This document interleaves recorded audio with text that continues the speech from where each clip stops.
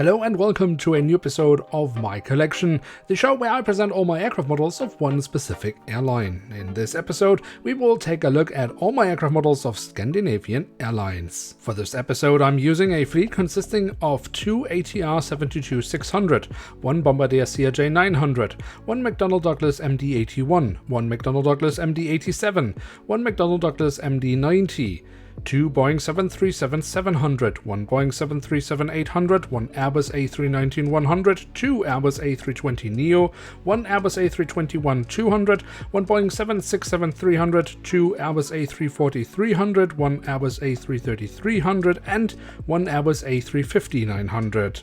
More information about the aircraft models used in this video can be found in the description below. Scandinavian Airlines is the flag carrier airline of Denmark, Norway and Sweden. The airline, also referred to as SAS, short for Scandinavian Airlines System, is part of the SAS Group and is headquartered in Solna in Sweden. Including its subsidiaries SAS Link and SAS Connect, the airline operates a fleet of 133 aircraft to 130 destinations as of July 2024. The principal hub of SAS is Copenhagen Airport, which connects to 106 destinations worldwide, with Stockholm and Oslo operating as secondary hubs. The airline was founded on August 1st, 1946, when Svensk Interkontinental Lufttrafik, det danske luftfartsselskab, and det norske luftfartsselskab formed a partnership to handle the combined air traffic of the three Scandinavian countries. On September 17, 1946, operations started under the new entity and the first international service was conducted between Stockholm and New York. In 1948, the Swedish flag carrier AB Aerotransport joined SAS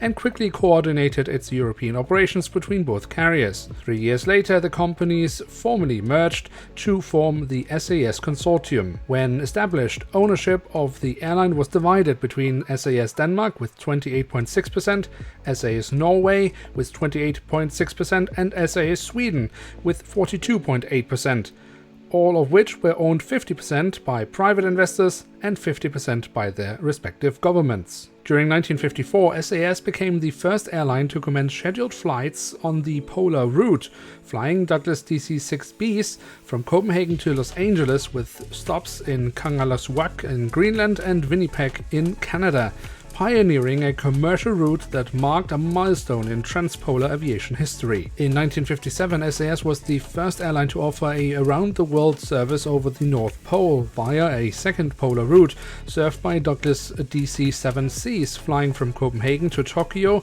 via Anchorage International Airport in Alaska. The flight via Alaska was a compromise solution since the Soviet Union would not allow SAS, among other carriers, to fly across Siberia between Europe and Japan, and the Chinese airspace was also closed. In 1959, SAS entered the jet age, having procured a number of French-built Sud Aviation Caravels as the company's first jetliner.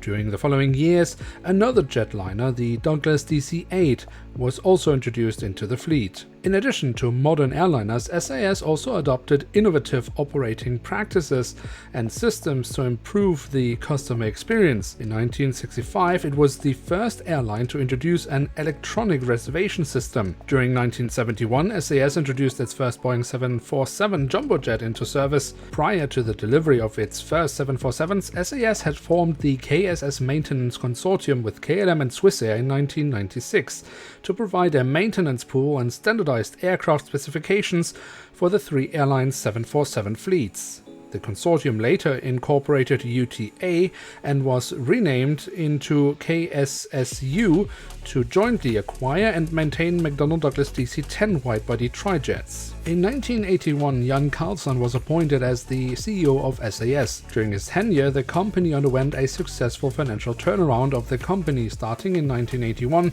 and who envisioned SAS ownership of multiple airlines worldwide. SAS gradually acquired control of the domestic markets in all three countries. This was achieved by acquiring full or partial control of various competing airlines, including Brathens and Widerøe in Norway, Linjeflyg and Skyways Express in Sweden, and Kimber Air in Denmark. During 1989, SAS acquired 18.4% of the Texas Air Corporation, the parent company of Continental Airlines, in a bid to form a global alliance. However, this did not come about, and the stake in the Texas Air Corporation was subsequently sold on. During the 1990s, SAS also acquired a 20% stake in British Midland, as well as purchasing 95% of Spanair, the second largest airline in Spain at the time, in addition to Air Greenland. During the early 1990s, SAS unsuccessfully tried to merge itself with KLM along with Austrian Airlines and Swissair in a proposed combined entity commonly called Alcazar. However, months of negotiations towards this ambitious merger ultimately collapsed due to multiple unsettled issues. The strategic failure heavily contributed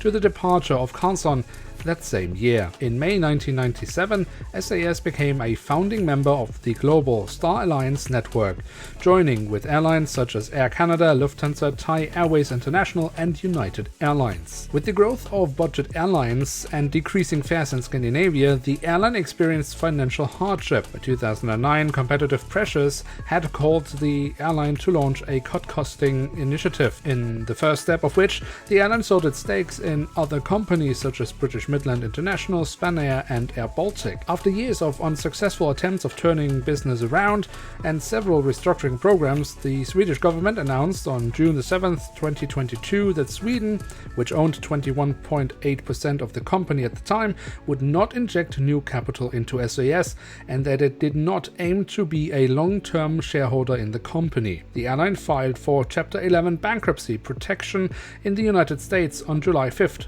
2022. In October 2023, it was announced that the Air France-KLM Group would invest alongside the Danish government and two investment firms in SAS, with the airline group buying up to 20% of SAS shares following the airline's ongoing Chapter 11 process in the United States. The investment also sealed the decision that SAS would leave the Star Alliance and join the SkyTeam Airline Alliance. In decades of operations, SAS has proven to be a driver of innovation and was instrumental in the build-up or turnaround of airlines worldwide like Air Baltic, Thai International Airlines or LN-RGL. It is almost ironic that such a turnaround never has been successfully implemented with the airline itself. If the new partnership with the Air France-KLM Group will be successful will remain to be seen. The current SAS fleet as of December 2024 consists of 13 Bombardier CRJ900, 10 Embraer ERJ195, 4 Airbus A319-100, 8 Airbus A320-200, 73 Airbus A320neo,